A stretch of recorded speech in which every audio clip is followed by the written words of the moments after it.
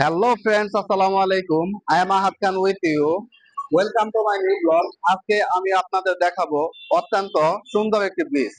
ব্রিজটি মূলত দুইটি জেলায় অবস্থিত। ব্রিজের এক পাশ হচ্ছে মানিকগঞ্জের সিংগাইর উপজেলা এবং ব্রিজের আরেক পাশ হচ্ছে ঢাকার সাভার উপজেলা।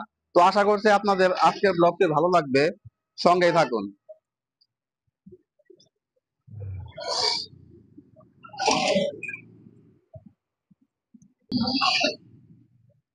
ব্রিজটি মূলত ঢাকার সাভার উপজেলার সাথে মানিকগঞ্জের সংযোগস্থল। তো ব্রিজটি অত্যন্ত সুন্দর একটি জায়গা। আপনারা যদি এখানে আসেন তাহলে বুঝতে পারবেন। আহ, প্রত্যেক দিন বিকেল বেলা শত শত এবং হাজার হাজার মানুষ আসে এই ব্রিজটিতে, কারণ ব্রিজের দুই পাশের ভিউ অত্যন্ত সুন্দর। আপনি দেখলে জাস্ট অবাক হয়ে যাবেন। আপনি ভিউ গুলো দেখুন।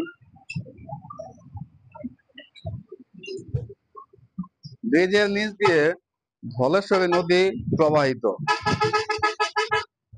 ধলেশ্বরী নদী, এটার নাম আমরা মোটামুটি সবাই জানি। দেখেন, জাস্ট ভিউটা দেখেন, অত্যন্ত সুন্দর একটি ভিউ। আপনাদের যদি সময় থাকে তাহলে একদিন এখানে আসবেন। এইটা হেমায়তপুর থেকে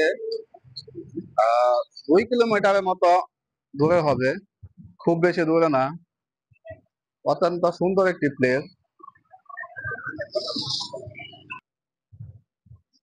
বন্ধুরা, ভিউটা দেখুন, অসাধারণ একটি ভিউ।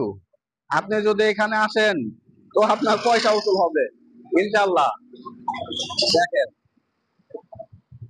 জাস্ট অসাধারণ ভিউ, অসাধারণ।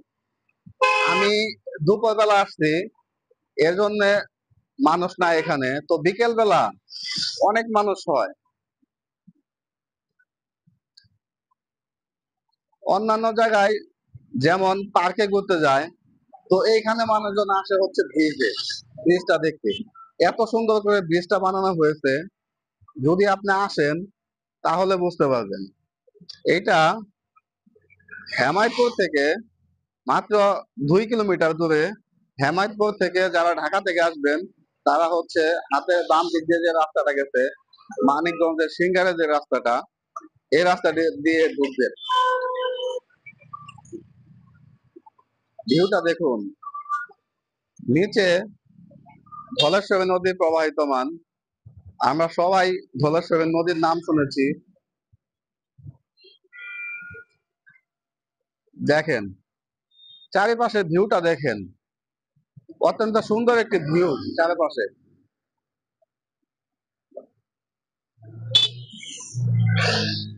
ঢাকা থেকে খুবই কাছে।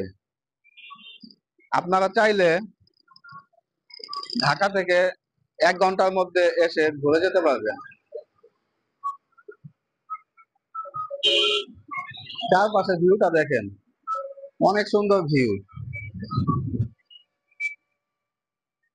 তো বন্ধুরা, আজকের ব্লগটা কেমন লাগলো অবশ্যই কমেন্টে জানাবেন এবং লাইক কমেন্ট শেয়ার করে পাশে থাকবেন। ধন্যবাদ সবাইকে। সালামু আলাইকুম।